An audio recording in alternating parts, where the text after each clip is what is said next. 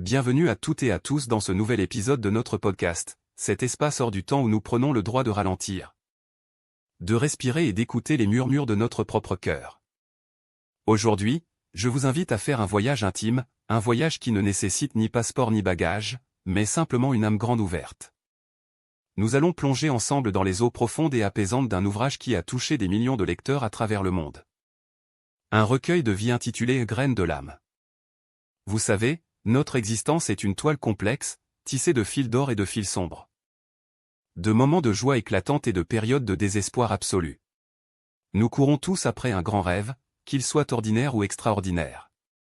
Pour un orphelin, ce rêve peut se résumer à la chaleur d'un foyer. Pour un aveugle, c'est l'espoir insensé de percevoir un jour la lumière. Pour un chômeur, c'est la dignité d'un travail. Et pour la plupart d'entre nous, c'est simplement la quête d'un bonheur paisible, d'un amour véritable. Ou le désir ardent de surmonter les obstacles pour devenir la personne que nous avons toujours voulu être. Mais le chemin pour atteindre ces rêves n'est jamais une ligne droite.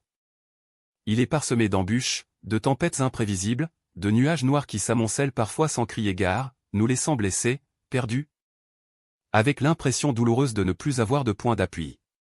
Face à ces tempêtes, chacun réagit différemment. Certains fuient, d'autres se résignent, et d'autres encore s'apitoient sur leur sort jusqu'à s'effondrer. Pourtant, au fond de chaque être humain, brûle une flamme inextinguible, un instinct de survie, une soif de vivre qui nous pousse à chercher un sens. Une force mentale pour continuer d'avancer. Et c'est précisément de cette force dont nous allons parler aujourd'hui. À travers des histoires de vies ordinaires qui basculent dans l'extraordinaire. Commençons par nous pencher sur notre perception du monde, car c'est elle qui dicte notre réalité. Imaginez une journée d'été étouffante, une de ces journées où la chaleur est si accablante qu'elle rend tout le monde irritable. Au bord de la piscine d'un grand hôtel, un homme d'un certain âge est allongé sur une chaise longue, de grandes lunettes de soleil cachant son visage. Il semble détendu, savourant chaque seconde. Soudain, une jeune femme s'approche, jette violemment son sac au sol et s'exclame avec colère, se plaignant de cette chaleur insupportable qui brûle tout sur son passage.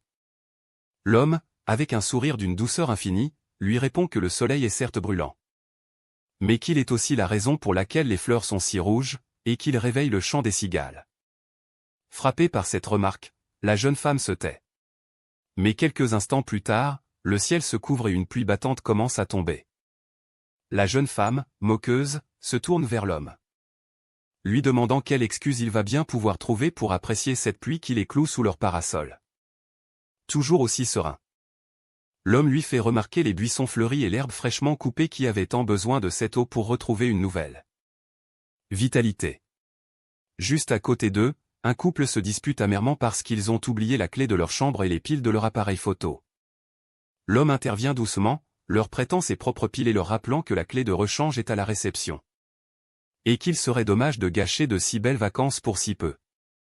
Le couple, touché par cette générosité inattendue, se réconcilie instantanément. Mais l'atmosphère est à nouveau troublée par un adolescent en colère qui crie sur sa mère, lui reprochant de l'étouffer. L'homme, avec une autorité bienveillante, recadre le jeune homme, lui rappelant que peu importe sa colère.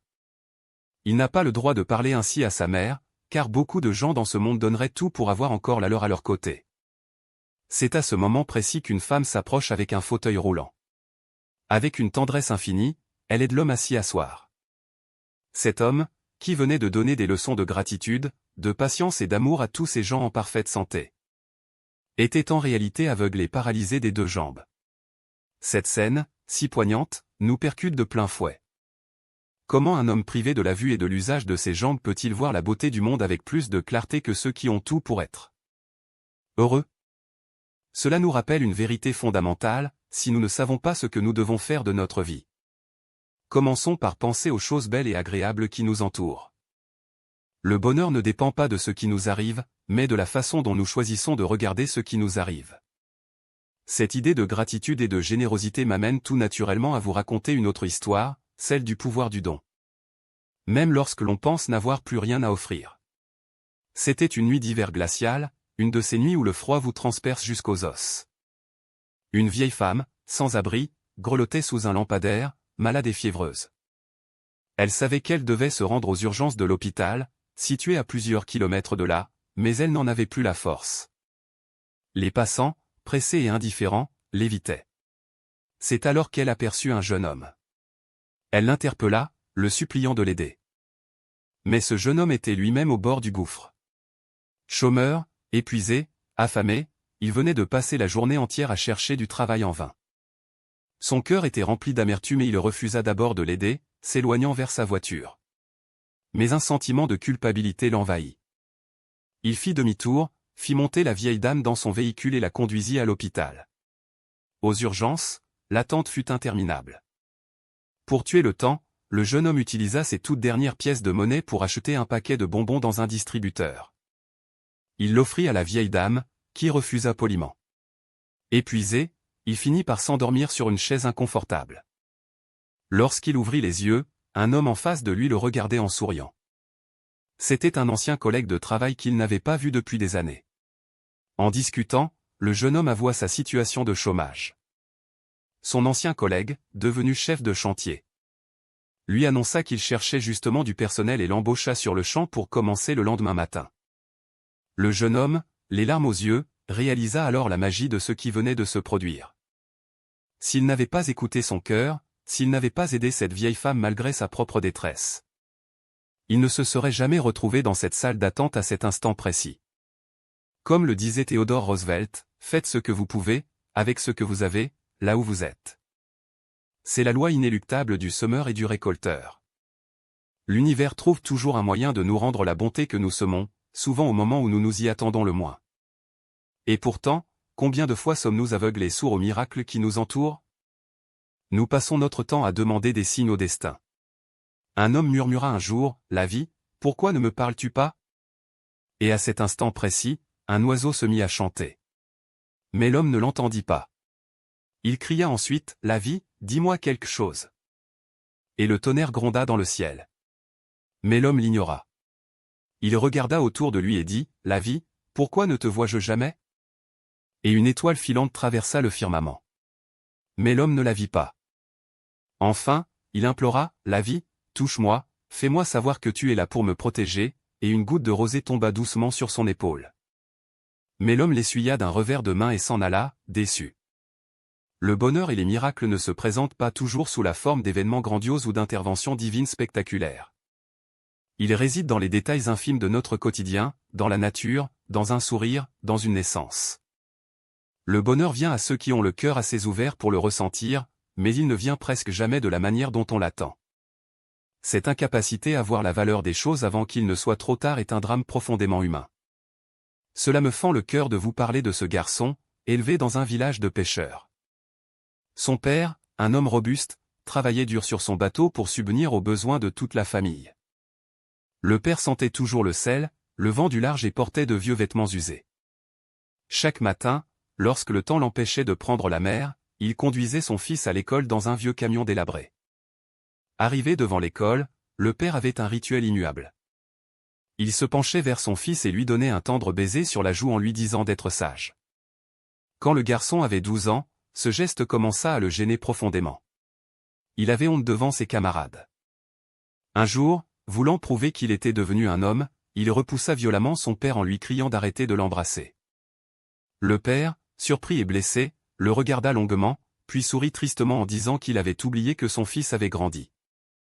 Peu de temps après, le père prit la mer alors qu'une tempête menaçait, car il avait besoin d'argent pour sa famille. Il ne revint jamais. Son bateau fut retrouvé échoué, vide. Des années plus tard, le fils devenu adulte donnerait tout ce qu'il possède au monde pour pouvoir remonter le temps. Pour sentir à nouveau l'odeur de la mer sur le vieux manteau de son père, pour sentir le contact de sa barbe rugueuse contre sa joue.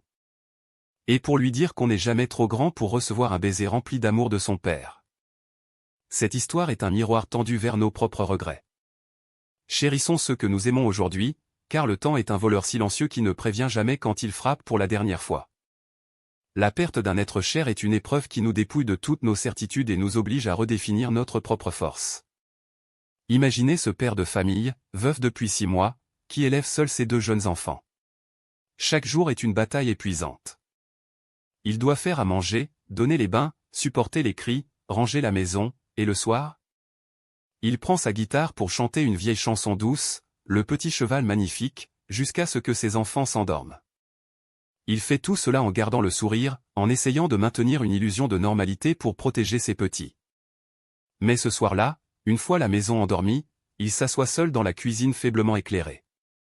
La fatigue, la solitude écrasante, le poids des responsabilités et le manque déchirant de sa femme s'abattent sur lui comme une montagne. Il s'effondre et se met à pleurer silencieusement, les larmes coulant sur ses joues. Soudain, il sent de petits bras s'enrouler autour de son cou. C'est son fils aîné, Ethan, qui s'est réveillé. Le père, honteux de montrer sa vulnérabilité, s'excuse précipitamment. Mais le petit garçon, avec une sagesse qui dépasse son âge, lui murmure doucement, « Ce n'est pas grave de pleurer, papa. Pleurer n'est pas une mauvaise chose. » Le père lui demande pourquoi il est réveillé. Et l'enfant répond, « C'est maman qui m'a réveillé et m'a dit de venir te voir. Tu sais papa, à chaque fois que je veux, je peux voir maman. Elle est toujours là, avec nous. » Ces mots, d'une pureté absolue, agissent comme un baume sur le cœur brisé du père. Il comprend alors qu'il a le droit d'être faible, qu'il a le droit de pleurer. Et que les larmes sont un remède nécessaire pour laver les blessures de l'âme. La véritable force ne consiste pas à cacher sa douleur, mais à l'accepter et à la laisser s'exprimer. Accepter qui l'on est, avec ses failles, ses blessures et sa véritable valeur, est un cheminement complexe. Nous passons souvent trop de temps à nous soucier de l'opinion des autres. Il y a très longtemps, en Égypte, un jeune homme se présenta devant le célèbre maître Zenzanun. Il lui demanda pourquoi un homme aussi respecté que lui vivait de manière si modeste. Affirmant qu'une vie plus luxueuse lui attirerait encore plus de respect. Le maître sourit, retira une vieille bague usée de son doigt et demanda au jeune homme d'aller au marché pour la vendre au prix d'un lingot d'or. Le jeune homme obéit, mais au marché, tous les marchands se moquèrent de lui. Personne ne voulait donner un lingot d'or pour un anneau d'apparence si misérable. Dépité, il retourna voir le maître, qui lui dit alors d'aller voir le bijoutier au bout de la rue, de lui montrer la bague, mais de ne pas la vendre. Juste de demander une estimation. Le jeune homme revint quelques minutes plus tard, essoufflé et stupéfait. Le bijoutier avait reconnu la valeur inestimable de l'anneau et proposait 1000 lingots d'or pour l'acquérir. Zannun lui expliqua alors la leçon, la valeur d'un être humain ne réside pas dans son apparence, ni dans la richesse de sa maison. Mais dans son essence profonde. On ne peut pas juger la valeur de quelqu'un au premier regard. Parfois, on croit trouver du laiton et c'est de l'or pur, et parfois, la foule ignorante prend l'or pour du laiton. Ne laissez jamais le marché, c'est-à-dire l'opinion publique ou les gens qui ne vous connaissent pas, dicter votre propre valeur. Seul un véritable expert, seul quelqu'un qui prend le temps de regarder votre âme, saura reconnaître le trésor qui est en vous. Ce trésor intérieur, cette valeur inaliénable, se révèle souvent dans l'adversité la plus totale. Prenez l'histoire de cet homme d'âge mûr qui, après des jours d'errance et de chômage, décroche enfin un entretien pour un poste de balayeur dans une grande entreprise. À la fin de l'entretien, le directeur des ressources humaines lui annonce qu'il est embauché et lui demande son adresse email pour lui envoyer les documents. L'homme, gêné, avoue qu'il est si pauvre qu'il n'a ni ordinateur ni adresse email. Le directeur, froid et hautain, lui rétorque que dans une entreprise de haute technologie, ne pas avoir de mail est inacceptable. Et il annule l'embauche sur le champ. L'homme se retrouve dans la rue, avec seulement $10 en poche. Ne sachant que faire, il achète pour $10 de tomates chez un grossiste, fait du porte-à-porte pour les revendre. Et double son capital en 2 heures. Comprenant qu'il tient là une opportunité, il répète l'opération jour après jour. Bientôt, il achète une charrette, puis un petit camion, puis une flotte de camions. 5 ans plus tard, il est à la tête d'un véritable empire de distribution de tomates et emploie des centaines de personnes. Un jour, voulant souscrire une assurance vie pour protéger sa famille, il rencontre un courtier. À la fin de la transaction, le courtier lui demande son adresse email. L'homme sourit et répond qu'il n'en a toujours pas. Le courtier s'exclame, stupéfait, « Vous avez bâti un tel empire sans même utiliser Internet. Imaginez où vous en seriez aujourd'hui si vous aviez eu une adresse email il y a 5 ans. » L'homme le regarde calmement et répond, « Si j'avais eu une adresse email il y a 5 ans, je serais balayeur aujourd'hui. » Cette histoire illustre parfaitement comment un défaut apparent, un refus, une porte qui claque violemment au nez, peut être en réalité le plus grand des avantages. La vie a une manière bien à elle de nous rediriger vers notre véritable destinée. Ne maudissez pas vos échecs, ils sont souvent les fondations de vos futurs triomphes. Et quand on parle de triomphe, comment ne pas évoquer la puissance de la volonté humaine, sublimée par l'amour inconditionnel? À l'hôpital de Milwaukee. Un petit garçon est né aveugle et atteint d'une paralysie cérébrale si sévère que les médecins affirmaient qu'il vivrait comme un légume. Ses parents biologiques, terrifiés, l'ont abandonné. C'est alors que Melank, une infirmière qui avait déjà 5 enfants et un mari ouvrier, a pris une décision qui a bouleversé tout le monde. Elle a adopté ce petit garçon, nommé Lé. Les années qui suivirent furent un chemin de croix. Mais a dû lui apprendre à faire chaque mouvement, le massant, le stimulant, lui donnant tout son amour, bien plus qu'à ses propres enfants. Face aux critiques des voisins qui jugeaient qu'elle gâchait sa vie. À 15 ans, Lé avait l'esprit d'un enfant de 3 ans. Mémé n'a jamais cessé de prier. Un jour, elle a remarqué que Lé pinçait une corde tendue avec ses doigts. Intuitivement, elle a acheté un vieux piano et l'a placé dans sa chambre. Une nuit d'hiver, Mé et son mari ont été réveillés par une musique sublime. Ils se sont précipités dans la chambre de Lé et sont restés figés de stupeur. Leur fils, aveugle et lourdement handicapé, jouait le concerto numéro 1 de Tchaïkovski avec une virtuosité inouïe. Il n'avait jamais pris une seule leçon, mais la musique était en lui, endormi, attendant que l'amour absolu d'une mère vienne la réveiller. Lé est devenu un pianiste célèbre, jouant à la télévision nationale. Prouvant au monde entier que l'amour est une énergie miraculeuse capable de transformer l'impossible en réalité. L'amour, sous toutes ses formes, est le grand mystère de notre existence. Il transcende même l'espèce humaine. Au Japon, un homme qui rénovait sa vieille maison a fait une découverte troublante en abattant un mur. Il a trouvé un petit lézard prisonnier, un clou enfoncé dans l'une de ses pattes. En examinant le clou, l'homme a réalisé avec effroi qu'il avait été planté là 10 ans plus tôt, lors de la construction initiale de la maison. Comment ce lézard avait-il pu survivre 10 ans, cloué au même endroit, dans l'obscurité totale? L'homme a suspendu ses travaux pour observer.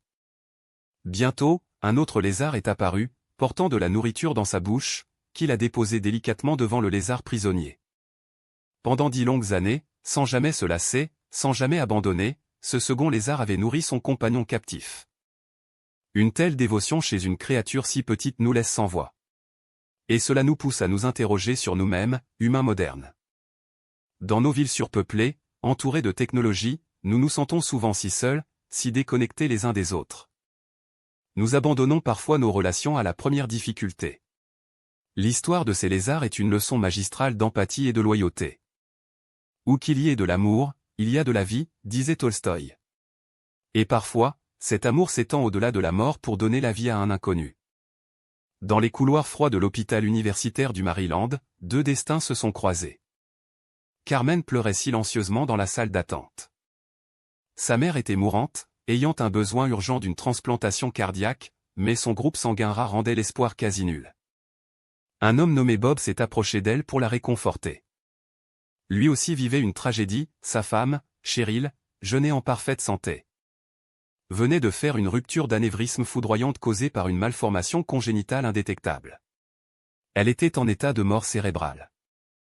Bob et Carmen ont partagé leur peine, parlé de leur famille, trouvant un soutien inattendu l'un dans l'autre.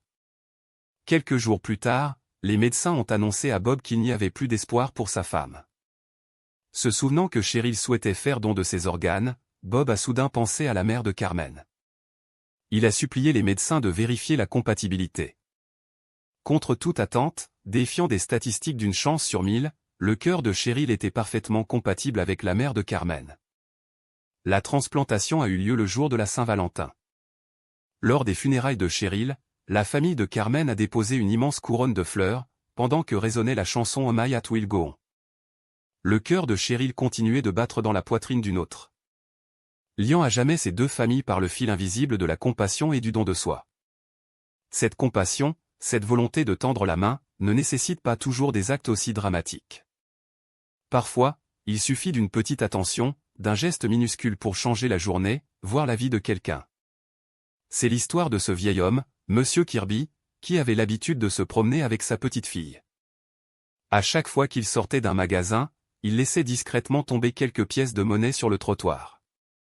Intriguée, la petite fille lui a demandé un jour pourquoi il jetait son argent. Monsieur Kirby a répondu avec un clin d'œil, celui qui trouvera ces pièces est celui qui en aura le plus besoin. Car c'est celui qui marche la tête baissée, en regardant le sol. Si tu marches la tête haute, avec confiance et optimisme, tu n'auras jamais besoin de chercher de la chance par terre. Ces pièces n'étaient pas qu'un don financier, elles étaient un message d'espoir pour ceux qui traversaient une période sombre. Une façon de leur dire, regarde, la chance existe encore, relève la tête. C'est une métaphore puissante. Nous avons tous en nous la capacité de semer de petites pièces de chance sur le chemin des autres, que ce soit par un sourire, un compliment sincère ou simplement en accordant notre écoute. Écoutez, voilà un art qui se perd. Avez-vous déjà remarqué que la célèbre peluche japonaise Hello Kitty n'a pas de bouche? La légende raconte que sa créatrice a imaginé ce personnage pour une petite fille qui souffrait de solitude et de harcèlement à l'école. Cet enfant allait tous les jours pleurer sur un banc dans un parc, où un vieil homme venait simplement s'asseoir à côté d'elle pour l'écouter. Sans jamais la juger, sans jamais l'interrompre. À la mort de la petite fille, le vieil homme a fabriqué une poupée en papier en forme de chat, sans bouche. Pour symboliser la capacité d'écouter en silence, d'absorber la peine de l'autre avec une empathie totale. Nous sommes souvent si pressés de donner notre avis, de trouver des solutions, que nous oublions que parfois, l'autre a juste besoin d'une présence silencieuse et bienveillante. Mais pour pouvoir offrir cette présence aux autres, il faut d'abord apprendre à ne pas abandonner face à nos propres démons. Souvenez-vous de Wilma Rudolph.